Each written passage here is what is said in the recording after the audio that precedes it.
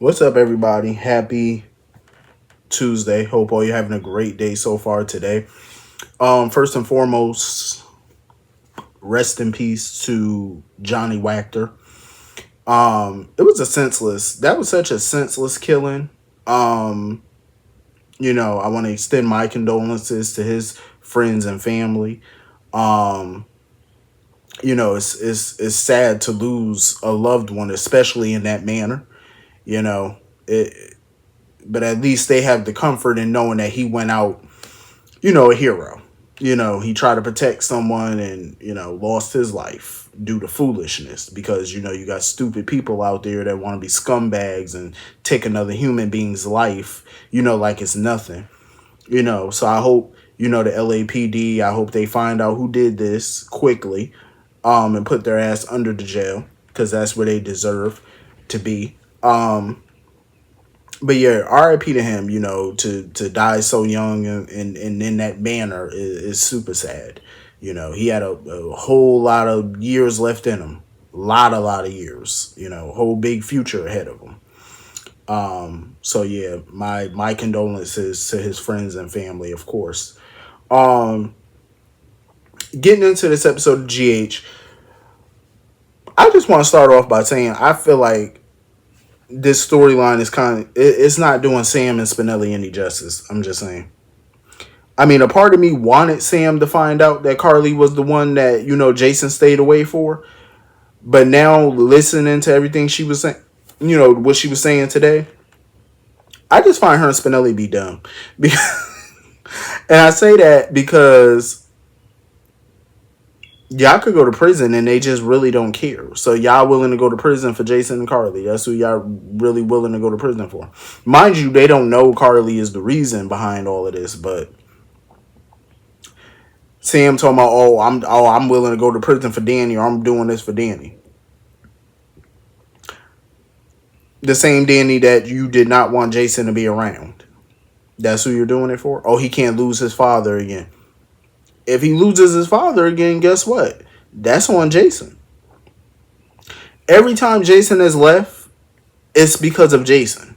It's because of his choices that he made in life.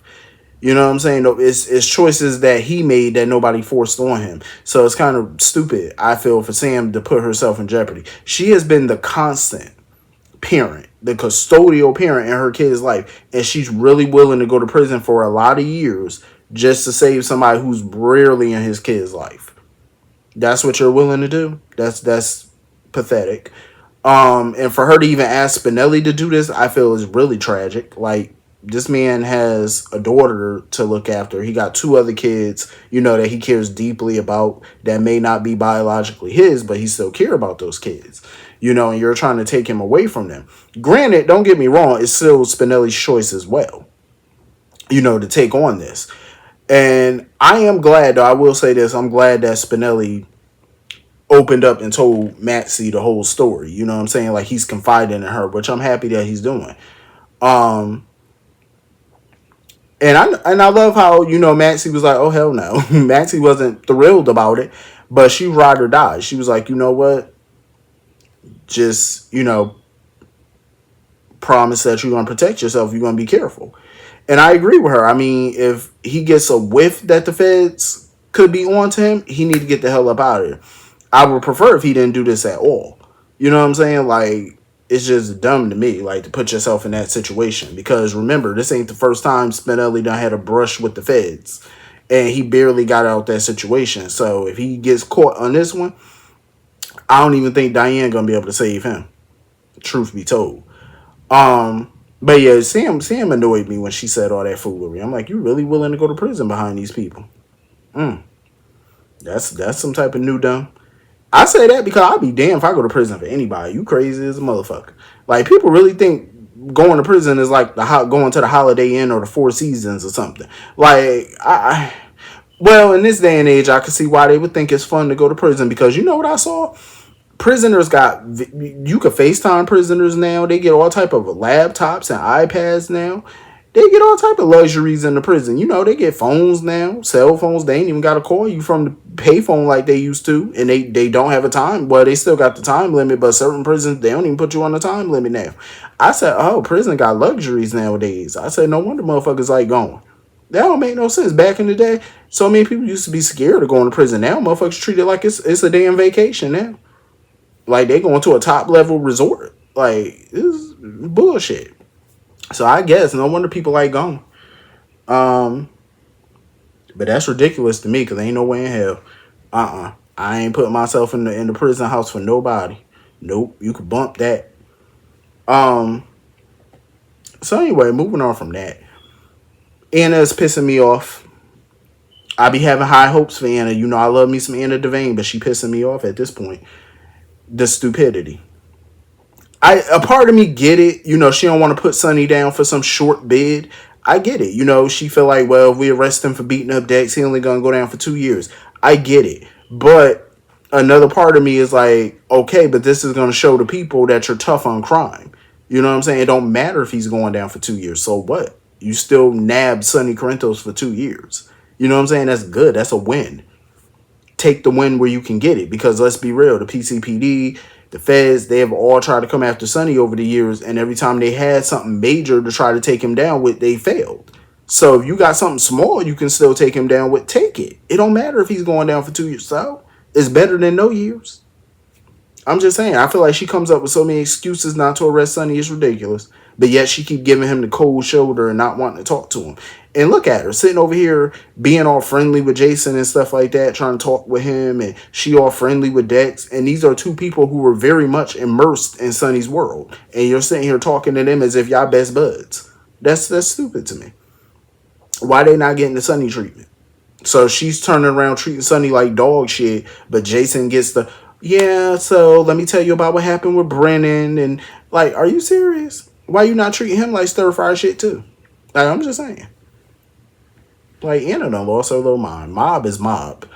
Like, there is no such thing as good mob, bad mob. Mob is mob. So I don't get why she treating one better than the other. Jason is just as bad as Sonny. He done committed just as many crimes as Sonny, if not more. Like, come on now. But at this point, I mean, if she want to take Brendan down or something, you know, you might as well just use Carly as bait, because Carly is being a little fool. Like, she really coming up in there talking about, oh, well, I didn't give you any information, or even if I did, I'm like, ma'am, you don't understand. I do feel like Brennan like Carly. I do. But I feel like she being a fool for that man. And she sitting there talking about, oh, I don't like the made to be feel, you know, stupid or whatever. But you are, because that man playing you like Lotto. Like, she don't even realize it. Like, she told him information he did not know. Like, yeah, he knew agency was coming after him, but he did not know which one, and you pretty much confirmed to him which one. That was stupid. You let the cat out of the bag. Like, you're unknowingly telling him things that he should not be knowing, that you wouldn't want him to know. He should not know. Like, Carly, don't listen. And it was so funny, she sitting there talking about, oh, I don't do what people tell me to do. Yeah, that's painfully obvious. And your ass gonna get rocked too, you keep it up. I'm telling you.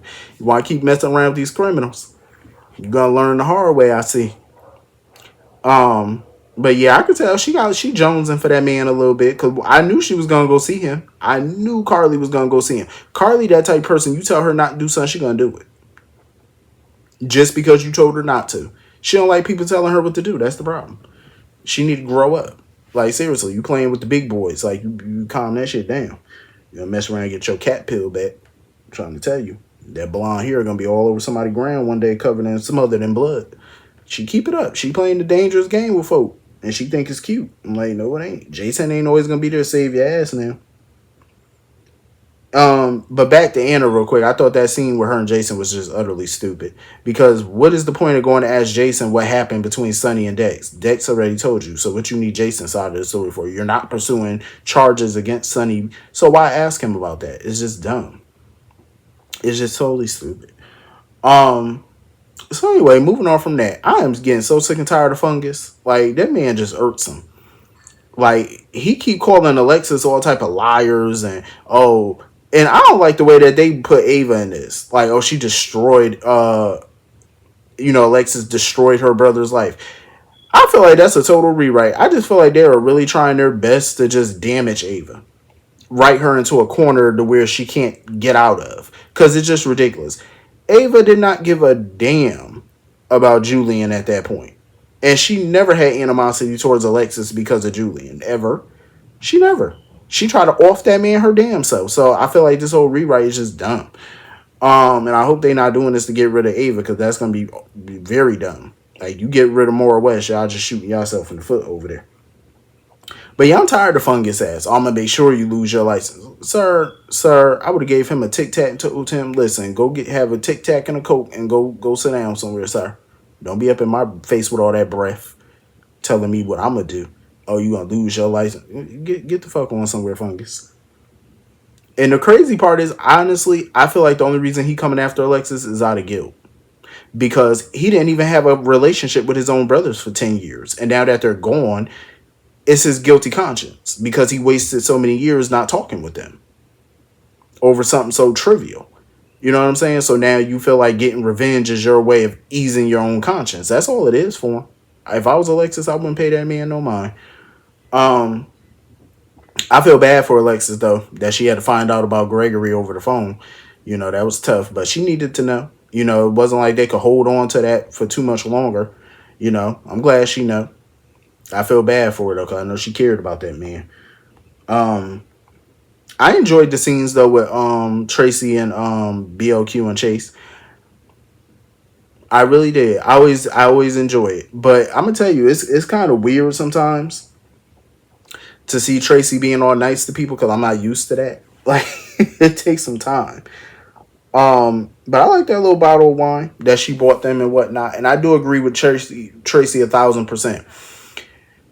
I feel like Gregory being able to officiate his son's wedding, I feel like that's what kept him going this long. Because I feel like if he had nothing to look forward to, he probably would have crapped out a long time ago.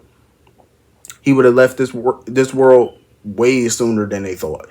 But I feel like that wedding gave him something to look forward to. It gave him something to, latch on to, some sort of hope. You know what I mean? But I get where Chase is coming from too. You know, when you got a family member that's facing a deadly disease, a fatal one, you always try to cling on to some type of hope that you're going to get an 11th hour miracle, and they're going to survive somehow. But, I wouldn't hang my hat on that. And it sucks when people do hang their hat on it. But he shouldn't beat himself up about being able to take a drink or because Finn can't. I agree with BLQ. Like, for one, those situations are very different. Finn has an addiction. He's a recovering addict. You know what I'm saying? Chase does not have an addiction, so he's free to have a drink, to ease his mind or, put himself at peace. Like, he's free to do so. But I'm glad, they supporting each other through this. He got BLQ there. He gonna get through it. It's gonna be a hard road. It ain't easy when you lose a parent, and I definitely feel where he coming from. He still got a mother. She may not be around, but he still got a living parent. Whereas Finn now has officially lost both his parents. That's hard. So it's gonna be a lot for him to cope with. So anyway, I believe that was pretty much the whole episode. It wasn't really a whole lot to this episode, to be honest. It felt like filler. Anyway, hit the comment section. Let me know what you all thought, and I will see you all later. Have a great night. Peace.